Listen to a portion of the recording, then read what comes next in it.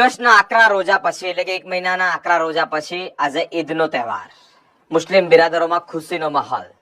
મિત્રો, અનેક જગ્યાએ મુસ્લિમ બિરાદરો એકબીજાને ગળે લાગી રહ્યા છે અને નવા વર્ષની શુભકામના આપી રહ્યા છે। વડોદરા શહેરના ઈદગાહ મેદાન ખાતે મુસ્લિમ બિરાદરો ભેગા થયા, સાથે વડોદરા શહેરના કોંગ્રેસના લોકસભાના ઉમેદવાર પણ અહીંયા ઉપસ્થિત રહ્યા અને તમામ મુસ્લિમ બિરાદરોને શુભકામના પણ પાઠવી છે। વડોદરામાં ઈદ ઉલ ફિત્રની ઉત્સાહભેર ઉજવણી કરવામાં આવી, સામૂહિક નમાઝ અદા કરવામાં આવી। છેલ્લા 1 માસથી આકરા રોજા રાખ્યા બાદ શહેરના મુસ્લિમ બિરાદરો દ્વારા ઈદ ઉલ ફિત્રની ઉત્સાહભેર ઉજવણી શહેરના ઈદગાહ મેદાન ખાતે પરંપરાગત મુજબ સામૂહિક નમાઝ અદા કરવામાં આવી। આ કાર્યક્રમમાં વડોદરા લોકસભાના કોંગ્રેસના ઉમેદવાર સહિત કોંગ્રેસના અગ્રણીઓ ઉપસ્થિત રહ્યા હતા અને ઈદ મુબારકબાદી પાઠવી હતી। મોડી રાતથી ઈદની ઉજવણી ચાલુ થઈ ગઈ। છેલ્લા 1 માસે મુસ્લિમ બિરાદરો દ્વારા પવિત્ર રમજાન માસમાં શ્રદ્ધાપૂર્વક રોજા રાખવામાં આવ્યા હતા। રમજાન માસના પવિત્ર માસ દરમિયાન મુસ્લિમ સમાજના નાના બાળકો પણ 1 થી વધુ આકરા રોજા રાખીને ઇબાદત કરી। છેલ્લા 1 માસથી ચાલી રહેલા પવિત્ર રમજાન માસમાં અંતિમ દિવસ એટલે કે મોડી રાતથી ઈદની ઉજવણી કરવામાં આવી। શહેરના વિવિધ મુસ્લિમ વિસ્તારોમાં આ ઉજવણી શરૂ થઈ ગઈ। મસ્જિદોને શણગારવામાં આવી, મુસ્લિમ બિરાદરો દ્વારા રમઝાન ઈદની નવા વર્ષની ઉજવણી કરવામાં આવી।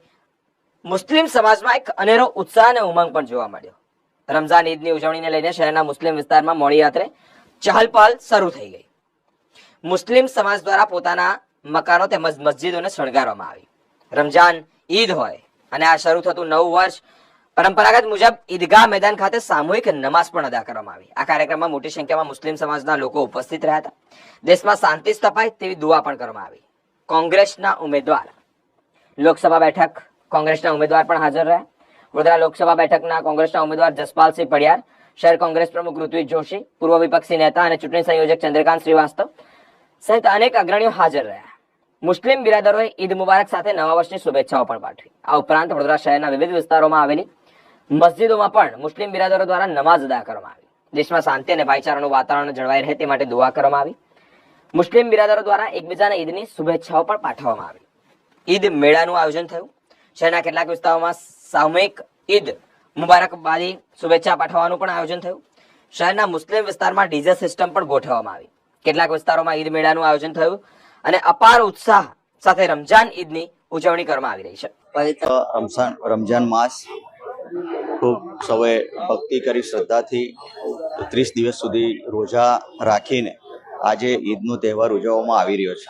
સૌએ ભક્તિ કરી શ્રદ્ધા સાથે આજે ઈદની જ્યારે અહીંયા ઇબાદત ખાતે સૌ લોકો એકત્રિત થઈને ત્યારે અહીંયા અમે એમને ઈદ પર્વની શુભેચ્છા પાઠવવા માટે અહીંયા એમને મળવા માટે અહીંયા આવ્યા છે। બાબુ, શું કહેશો આજના દિવસે, શું મેસેજ ખાસ?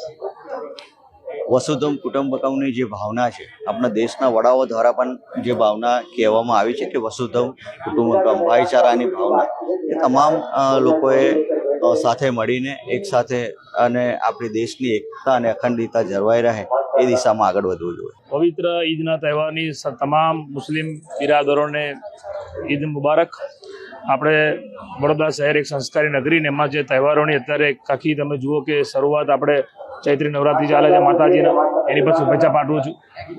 મહારાષ્ટ્ર સમાજનું નવું વર્ષ ગુડી પડવાની શરૂઆત થઈ એની શુભેચ્છા, અને ચેટીચંદ જે ગઈકાલે સિંધી સમાજનું નવું વર્ષ, એટલે જેવી રીતે તમામ તહેવારો આજે એક સાથે તહેવારોનું મિલન થયું, જેવી જ રીતે તમામ શહેરીજનો આપણે હિન્દુ મુસ્લિમ બધા ભેગા થઈને એક કોમી એકતા અને ભાઈચારાનો સંદેશ આપીએ તો ખાસ આપણા માધ્યમથી મારો સંદેશો છે અને તમામને શહેરીજનોને શુભેચ્છા પાઠવું છું। महीने का रमजान, 1 महीने के रमजान के बाद 1 महीने के अंदर हर मोमिन, हर मुसलमान अल्लाह ताला की बंदगी करता है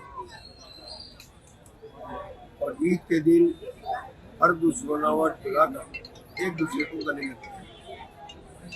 इस देश में अमन और शांति की दुआ मांगते हैं, हर दुश्मनावट को भुलाने की बात करते हैं और इसीलिए ये ईद का त्यौहार के दिन हर मुसलमान मस्जिद के अंदर नमाज पढ़ता है और अल्लाह ताला से दुआ करता है कि अल्लाह ताला जिस देश में हम रहते हैं उस देश में अमन और शांति रहे, उस देश के अंदर भाईचारा रहे और हमारी पार्टी हमेशा हर धर्म का मान सम्मान करती है, हर धर्म को मानती है, क्योंकि हर 10 किलोमीटर पर भाषा, जाति, रहन सहन, खाना पीना, यहाँ तक भगवान बदलते हुए उस देश के अंदर एकता जरूरी है और एकता होगी तो देश प्रगति करेगी। ये भावनाओं के साथ ईद मोमिन यानी मुसलमान मनाता है और हम उनको खुश चाहिए।